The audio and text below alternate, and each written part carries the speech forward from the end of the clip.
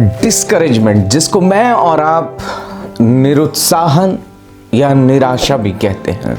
जी हाँ, डिस्करेजमेंट मेरे और आपके जीवन के अंदर कभी ना कभी, कहीं ना कहीं एक वो समय आता है जहां मैं और आप अपने आप को डाउन फील करते हैं, अपने आप को कमजोर फील करते हैं, अपने आप को टूटा हुआ, अपने आप को असक्षम पाते हैं कि मैं ये काम नहीं कर सकता।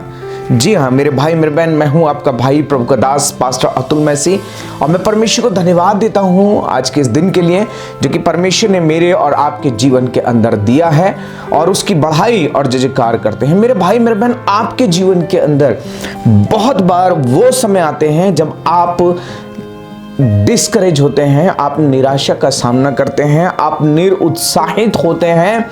लेकिन मेरे भाई मेरे बहन, ये मेरे और आपके जीवन के अंदर ये संभव है, और ये डिस्करेजमेंट का आने का एक मार्ग नहीं है, पर ये कई मार्गों से मेरे और आपके पास में आता है। और ध्यान रखिए, ये जो डिस्करेजमेंट है ये शैतान का एक सबसे बड़ा हथियार है, जो वो आपकी और मेरी उन्नति के लिए, आपको और मुझे गिराने के लिए, मेरी और आपकी उन्नति को रोकने के लिए, मुझे और आपको इनएक्टिव करने के लिए उसका सबसे बड़ा हथियार है जो वो शैतान इस्तेमाल करता है।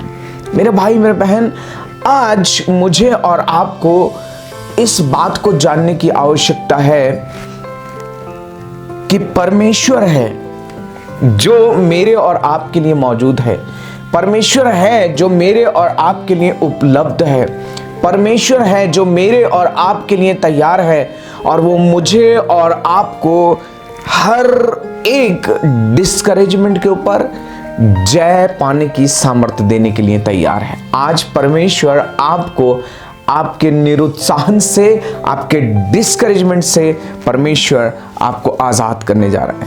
मेरे भाई मेरे बहन, डिस्करेजमेंट, निराशा या निरुत्साहन तब आता है जब आप कोई कार्य कर रहे हो और वो कार्य सफल ना हो पा रहा हो।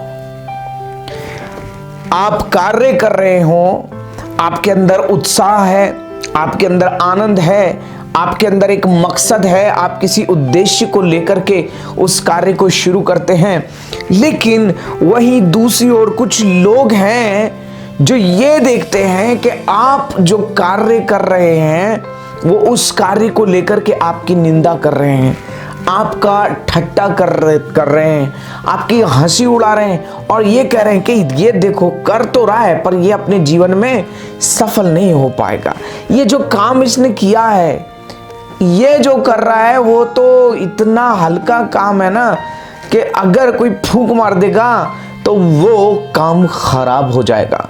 मेरे भाई मेरे बहन, जब आप अपनी तरफ से पूरी कोशिश कर रहे हैं, आप परिश्रम कर रहे हैं, आप मेहनत कर रहे हैं, आप कलीसिया के अंदर, आप अपने परिवार के अंदर, आप अपने रिश्तों के अंदर, आप अपने पड़ोस के अंदर कार्य कर रहे हैं, मेहनत कर रहे हैं, प्रेम के साथ में, आनंद के साथ में, खुशी के साथ में जब आप कार्य करते हैं, परिश्रम करते हैं, और जब आप पाते हैं कि उसका कोई आपको रिजल्ट दिखाई नहीं दे रहा है आता हुआ, तब मैं और आप डिस्करेज हो जाते हैं। मेरे भाई मेरे बहन, मैं और आप निराश हो जाते हैं जब हम देखते हैं कि यार मैं प्रार्थना कर रहा हूं, मैं परिश्रम कर रहा हूं, लेकिन इसका कुछ प्रभाव आसपास होते हुए नहीं दिखाई दे रहा है। मेरे भाई मेरे बहन, मैं और आप डिस्करेज हो जाते हैं।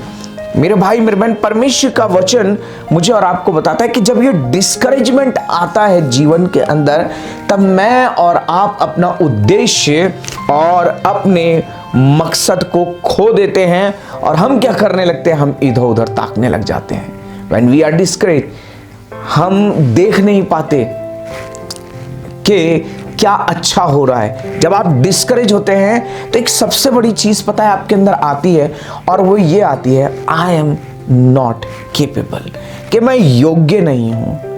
आपके अंदर आता है कि मैं नहीं कर सकता, आपके अंदर ये सोच डेवलप हो जाने लगती है और ये बात आपके दिल और दिमाग के अंदर बैठ जाती है कि आपका खुद पर से या आपका आपके कार्य पर से जो हृदय है वो हट जाता है, आपका मन उन कामों में नहीं लगता। या चलिए मैं इसको अगर दूसरे शब्दों में कहूं तो आपका कॉन्फिडेंस खत्म हो जाता है, आपका आपका जो कॉन्फिडेंस लेवल है वो बिल्कुल डाउन लेवल पर आ जाता है और ये सब कुछ डिस्करेजमेंट के कारण होता है। मेरे भाई मेरे बहन, आज मैं और आप परमेश्वर के वचन से देखेंगे कि मैं और आप इस डिस्करेजमेंट के ऊपर कैसे जय पा सकते। ध्यान रखिए, परमेश्वर का वचन मेरे और आपके जीवन के हर एक समस्या का समाधान मुझे और आपको देता है। तो जब मैं और आप पढ़ते हैं नहमिया की पुस्तक, उसके 4 अध्याय के अंदर जब मैं और आप जाते हैं तो मैं और आप पाते हैं कि वहां पर जो इस्राएली लोग हैं, जो परमेश्वर के जो लोग हैं, वो क्या करते हैं 4 अध्याय के अंदर, वो शहर पनाह को बनाने का काम शुरू कर देते हैं।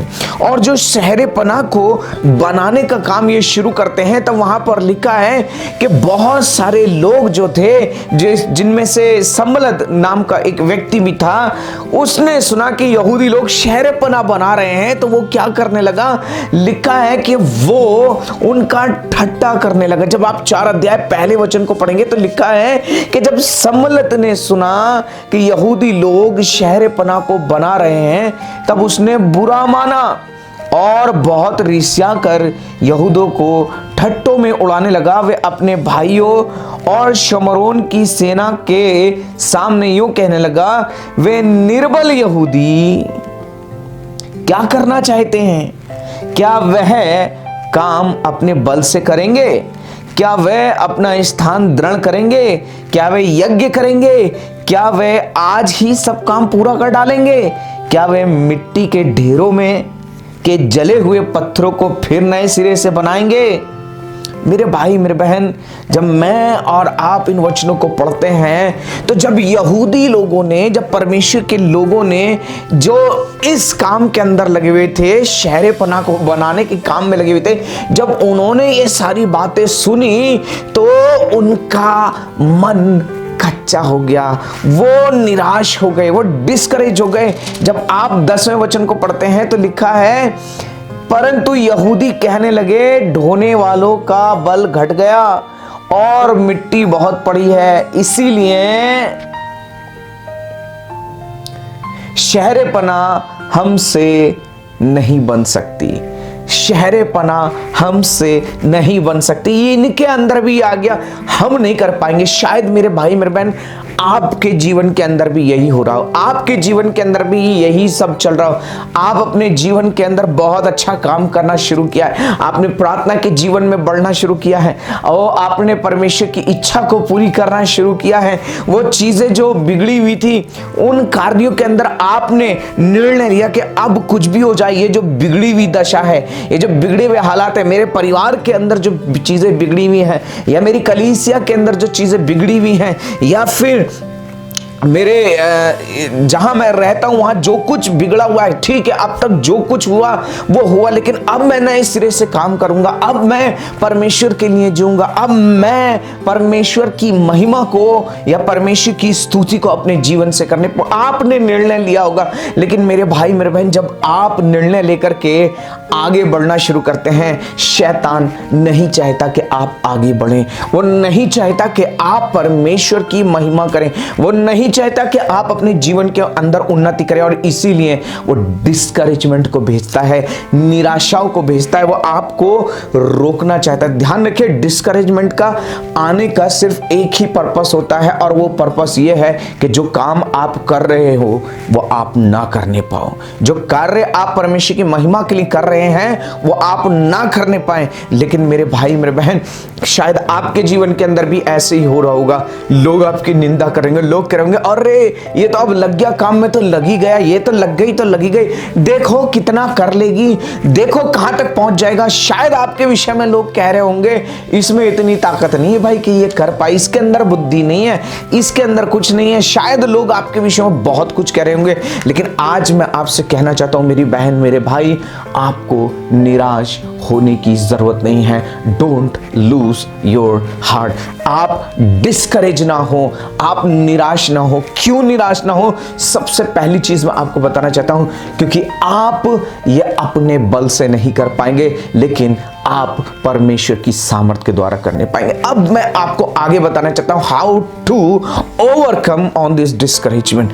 ध्यान रखिए, जब नहमिया ने इन सारी चीजों को देखा तो उसने एक काम किया, और उसने एक काम किया कि जो काम वो लोग कर रहे थे, जब वो डिस्करेज हो गए, निराश हो गए, तो नहमिया ने एक काम किया। नहमिया ने देखा ठीक है, अब उसने एक काम किया, उसने जो कार्य वो लोग कर रहे थे उसको कुछ समय के लिए रोक दिया, और रोकने के बाद में लोगों से एक बात को कहा कि तुम जो है कुछ समय आराम करो, रेस्ट करो, और तुम कुछ समय अभी रुक जाओ और रेस्ट करो। मेरे भाई मेरे बहन, ध्यान रखिए, आज मुझे भी और आपको भी यही करने की जरूरत है। शायद आप डिस्करेज हो गए होंगे, लोगों ने बहुत कुछ कहा होगा, अच्छी सेवकाई आपने शुरू करी होगी, शायद आपने प्रार्थना का जीवन को जीना शुरू किया होगा, आपने निर्णय लिया होगा कि मैं परमेश्वर के साथ चलूंगा, या फिर अब मैं इस रीति से कार्य करूंगा। आपने अच्छी शुरुआत करी होगी, लेकिन आप निराश हो चुके हैं। ध्यान रखिए, डिस्करेजमेंट आने का मतलब यह नहीं है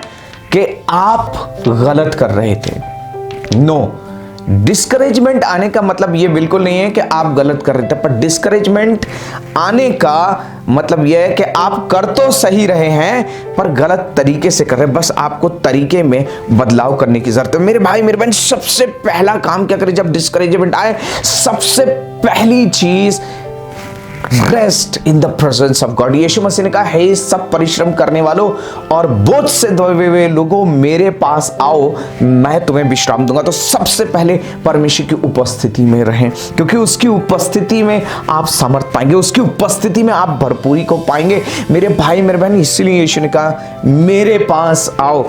नहमिया ने इन लोगों से कहा, तुम रेस्ट करो, रेस्ट एंड रिलैक्स। मेरे भाई मेरे बहन, दूसरी बात, जब ये डिस्करेजमेंट आए तो एक बात मैं आपसे बताना चाहता हूं, इस डिस्करेजमेंट को जाने न दे। You need to fight that discouragement. आपको इस निराशा से लड़ने की जरूरत है। ध्यान रखिए, ये डिस्करेजमेंट आप जब तक बाहर है, लोग कुछ भी बोल रहे हैं, इट डजंट मैटर, कुछ भी असर नहीं होता। लेकिन the moment, the very moment आप उन बातों को अपने भीतर लेकर के चले गए, दैट क्रिएट्स अ प्रॉब्लम।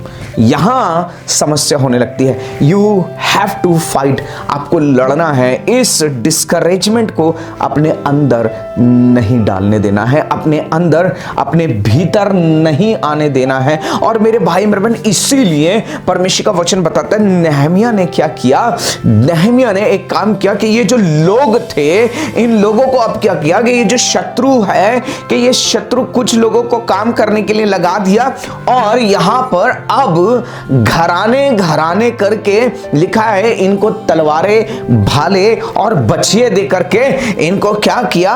घराने घराने कर करके बैठा दिया, ताकि जो कार्य ये परमेश्वर का कर रहे हैं, वो कार्य कोई शत्रु आकर के ना रोकने पाए। आज भी मेरे भाई मेरे बहन, आपको आत्मा की तलवार लेने की जरूरत है। आपको लड़ना है इस डिस्करेजमेंट से, और इस डिस्करेजमेंट से लड़ने के लिए एक ही चीज कारगर है, वो है आत्मा की तलवार।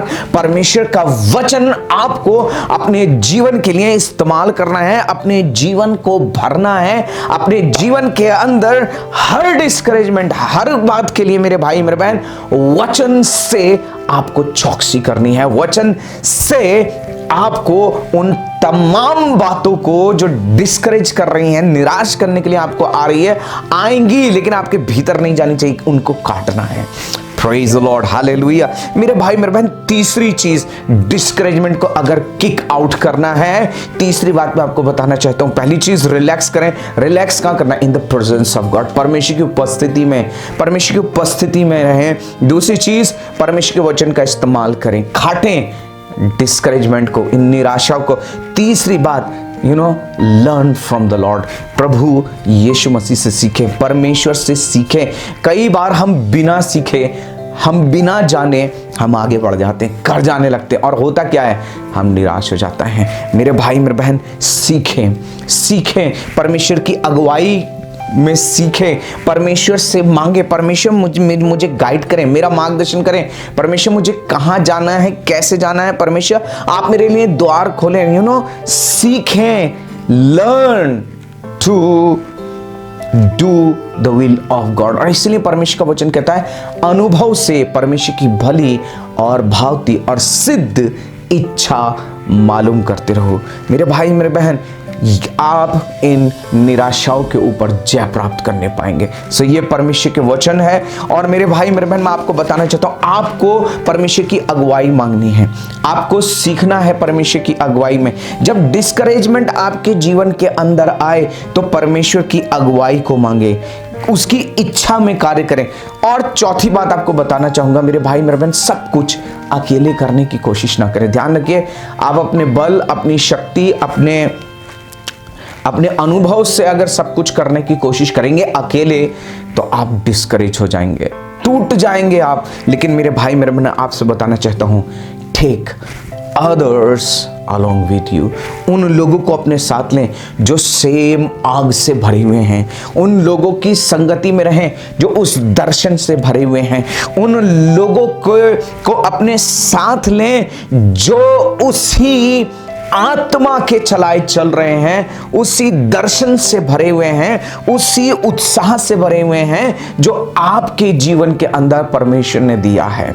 ध्यान रखिए, जब आप साथ में लेते हैं तो मेरे भाई मेरे बहन, आप, परमेश्वर का वचन कहता है कि एक से भले दो हैं। हो जाते हैं अकेले, आप कई बार रुक जाते हैं क्योंकि आप बहुत कुछ नहीं कर पाते, बहुत कुछ आप नहीं सीख पाते। लेकिन जब आप साथ में लेते हैं तब आप अपने भाई, अपनी बहन के द्वारा बहुत सी बातों को सीखेंगे, आपको इंकरेजमेंट मिलेगा। सो परमेश्वर इन वचनों के द्वारा आपको आशीषित करे और अपनी महिमा के लिए तैयार करे। God bless you all. आप सभी को जय मसीह की।